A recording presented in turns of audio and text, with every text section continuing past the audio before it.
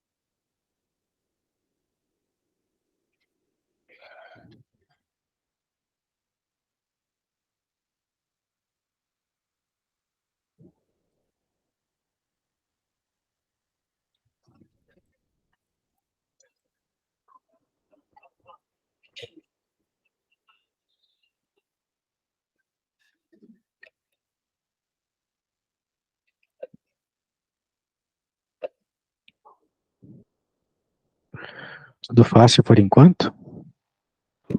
Sim. Ótimo.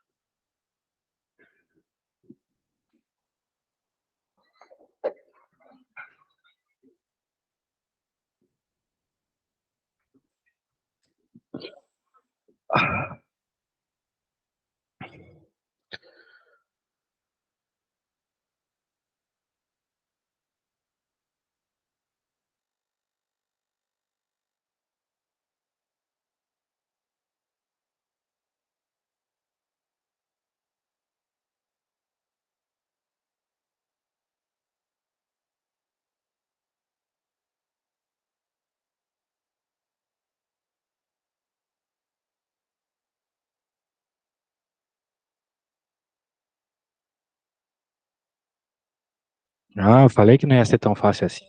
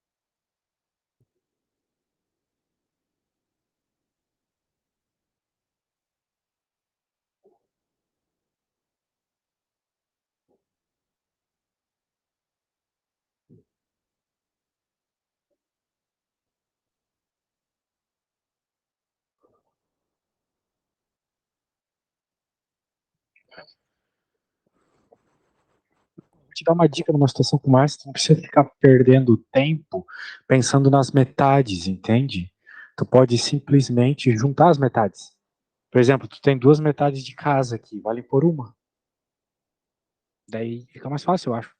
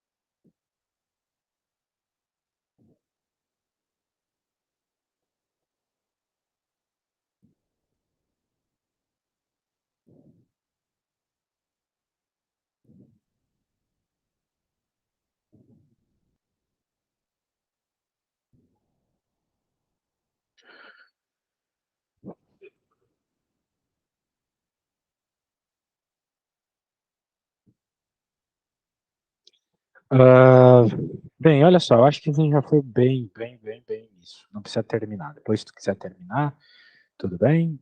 Eu quero começar um outro com você, tá bom? Eu vou Ok, te enviar o link. Eu vou te enviar o link pelo WhatsApp mesmo. ok. Isso aqui já é um negócio muito mais aplicado, que é o Create Frequency Shorts, para tu conseguir fazer qualquer probabilidade. Bem, para tu conseguir obter média, moda, coisas que tu vai utilizar lá em probabilidade, e entender o que que é uma tabela de frequências. Então, dê uma olhada aí. Daí tu apresenta para mim, tá bom? Na tela. Vou te explicar como é que faz. Ok.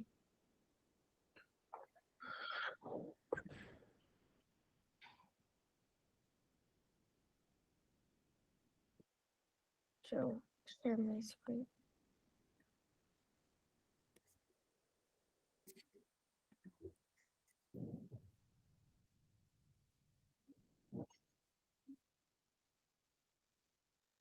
Together to create frequency charts. Frequency is how often something. Se quiser ver Frequency esse charts, vídeo we are em finding out 2x, eu acho que é legal. Tá bom, vou assistir. Vamos assistir juntos. how often a data point occurs. Let's Não quer take a look at colocar a na few velocidade examples. mais rápida, não? Um x? 1,5x, alguma coisa Ah, assim? tá, ok.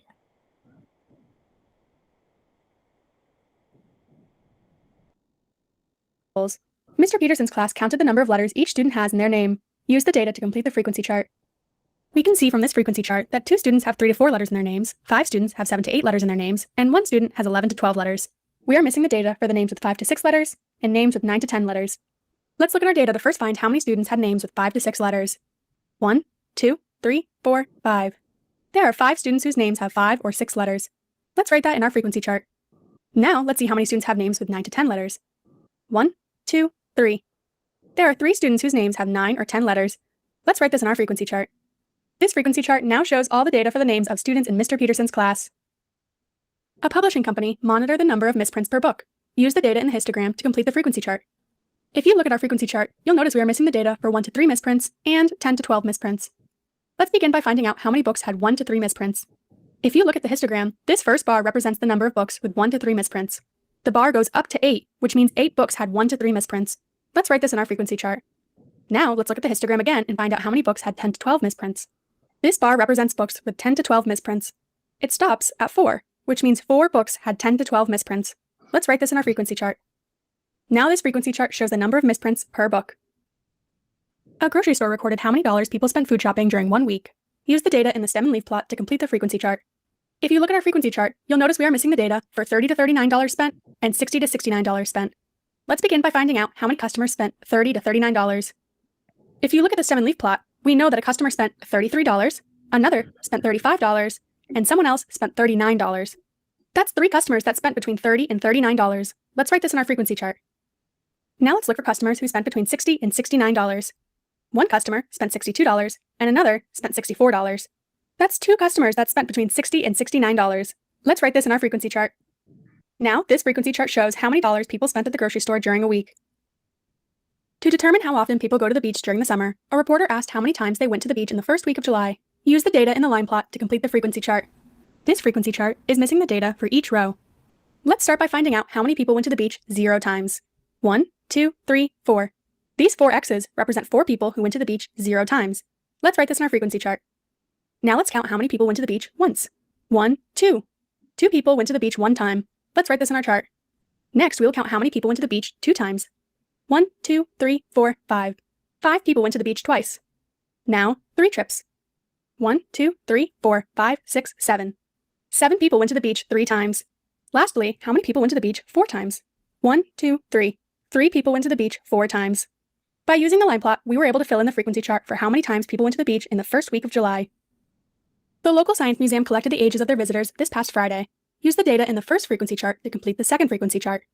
In this last problem, we have been given a completed frequency chart that needs to be condensed. Look at the first 2 rows in this chart, visitors aged 1 to 9 and 10 to 19. If you look at the first row in our second chart, you'll notice it's labeled for visitors aged 1 to 19. Looking at the first chart, we know that there were 25 visitors between the ages of 1 and 9, and there were 12 visitors between the ages of 10 and 19. We can add 25 and 12 together to find out how many visitors there were between the ages of 1 and 19. 25 plus 12 is 37. 37 visitors were between the ages of 1 and 19. Let's write this in our new frequency chart. Our next row is for visitors aged 20 to 39. We know that 8 visitors were between the ages of 20 and 29, and 27 visitors were between the ages of 30 and 39. 8 plus 27 equals 35. So there were 35 visitors between the age of 20 and 39. Our next row is for visitors between the age of 40 and 59. Let's look at the first frequency chart for the number of visitors between these ages, 30 and 22. 30 plus 22 equals 52. Let's write that in our second frequency chart. Our last row of this frequency chart is a little different than the rows before. It will represent the number of museum visitors who are 60 years old or older. This means that on our first frequency chart, we will be looking at the visitors aged 60 to 69, 70 to 79, 80 to 89, and 90 to 99. To find out how many visitors were at the museum who were 60 or older, let's add 19 plus 7 plus 3 plus 1, which is 30. There were 30 visitors over the age of 60 at the museum. Now this frequency chart shows the collected ages of museum visitors. In this video, we have practiced several different ways you may collect data for a frequency chart. Now you are ready to practice on your own. E aí, já entendeu como é que funciona? Entendeu? Entendeu? Alô, alô. Ah, sim, entendi. Que bom. Então você entendeu que é meio que contar a quantidade de elementos que estão num determinado grupo, Sim, que vai vir já pré-definido na tua tabela, ok? sim, Então, por exemplo, vamos contar juntos aqui. Nós queremos ali perceber quem está entre 61 e 70. Quantos sim. são, né? Quando a gente olha para o nosso gráfico rosinha, nós vemos 3, não é mesmo? É, Pronto. Então, para completar a tabela, é só colocar 3 ali. Isso. Perceba que esse tipo de coisa é muito importante para tu conseguir calcular média. Digamos que teu professor quisesse calcular a média da tua sala, da nota da tua sala. Em vez de ele somar a prova de cada um, se ele tivesse um frequency chart, ele faria muito mais rápido, entendeu? sim. Isso.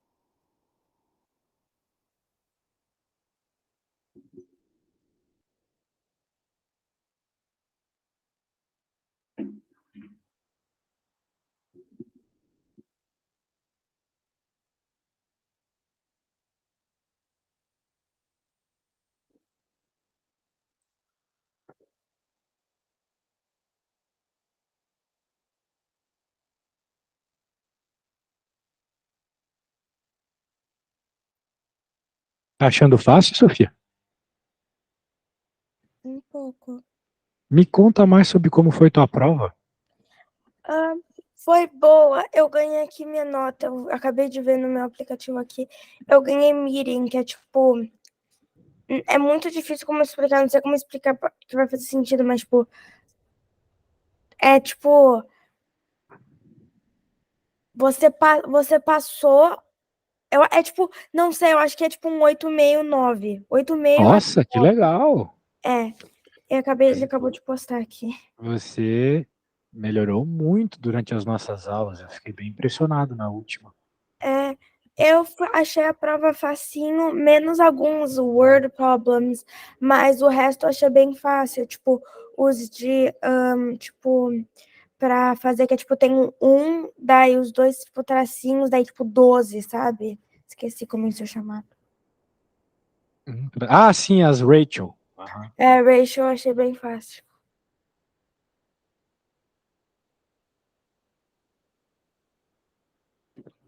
É. Poxa, que legal. Fico muito feliz pela sua nota. Sim.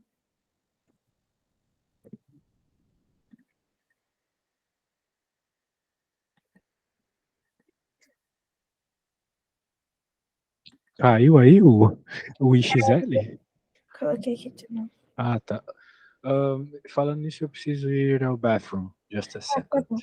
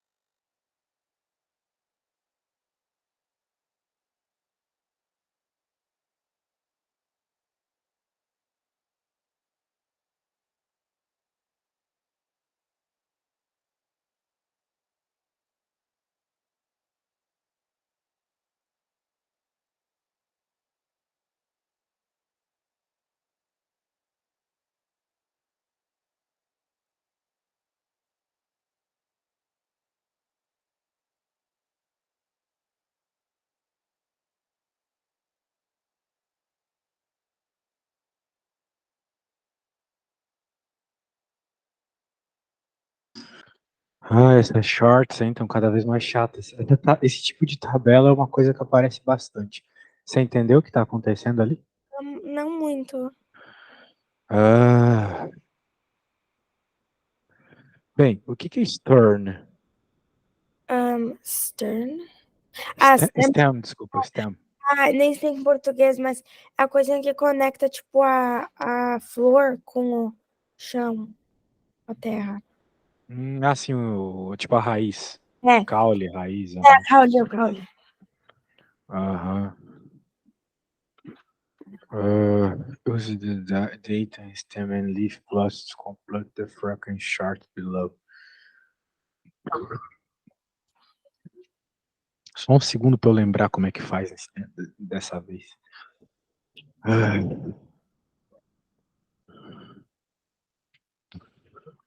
Acho que tem que multiplicar. Bem, mas deixa, eu não quero, eu quero aproveitar os últimos 5 minutos de aula com outra coisa. Depois a gente faz isso, tá? Eu quero aproveitar com outra coisa. É porque esse Steamleaf é um tipo de forma de você mostrar os dados, tá? Mas não é o que eu quero no momento. Eu quero que você calcule uma coisa, eu quero que você entre numa lição de uma coisa que vai aparecer muito para você, muito. Então vamos aproveitar esses últimos 5 minutos dessa forma. Cadê você? Aqui. Entra nesse link que eu te mandei, tá bom? Tá bom.